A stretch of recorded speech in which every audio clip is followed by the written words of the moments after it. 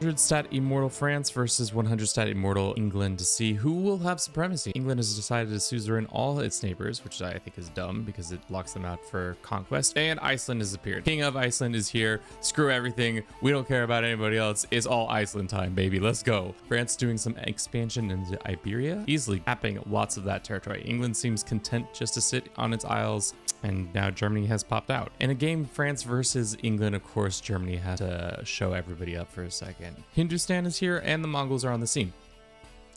Mongols are probably going to jump out and take Hindustan. Take Byzantines. How about the HRE? I think they're about to collapse though. They're on yeah, this is collapse time. And explosion. Love to see it. Ooh, a red horde. I feel like we rarely get a red horde. Normally it's black horde for whatever reason. I think if they take over the eastern part, they get black horde. But if it's the western part, it's red horde. We've seen comebacks from certain people, but most certainly the English are done for. They are not going to be able to recover from this absolute demise. Know who has recovered? Iceland. Iceland's back, baby. We love to see it. Cab is here. We're taking you to the airport. We're sending you home, even though you're not allowed at your home anymore because it's now the HRE France. England versus France battle royale turns out to have been conclusively in the favor of France. It doesn't look like it, but this is France technically. Holy Roman Empire, I think they went from France to Francia to Holy Roman Empire and pretty much made Napoleonic France, if not plus. Find the easiest way is usually just go find the original title and see where they're at. As you can see, I think our boy has died. He was whipped to death.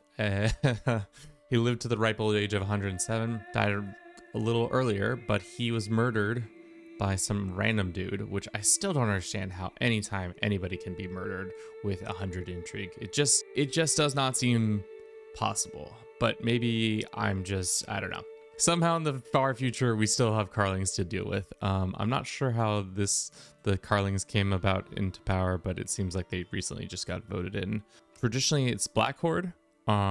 There's also White Horde, which is just Wallachia. Love to see that. Ilkhanate is taking over the Middle East. The Byzantines are hanging on by a thread, it feels like.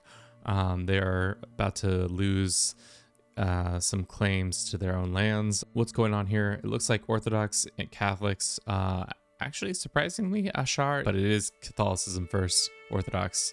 And then let's double check if we saw any fun little faiths being reformed. Well, actually Buddhism did, and then immediately said, nah, we like the old Buddhism's better. Let's talk about kingdom map modes. What I did see is the Kingdom of Iceland adopted a really interesting color and also be formed. Traditionally, I don't think they ever really get a kingdom, but usually they just vibe out in the corner over here. But they actually got some parts of Norway, which you love to see happen. Baltic Empire has lost a lot. Hispania has been eaten. Francia no longer exists. And it looks like the Maghrebs are on the cusp of being eaten. Same with Italia. How much stats everybody has?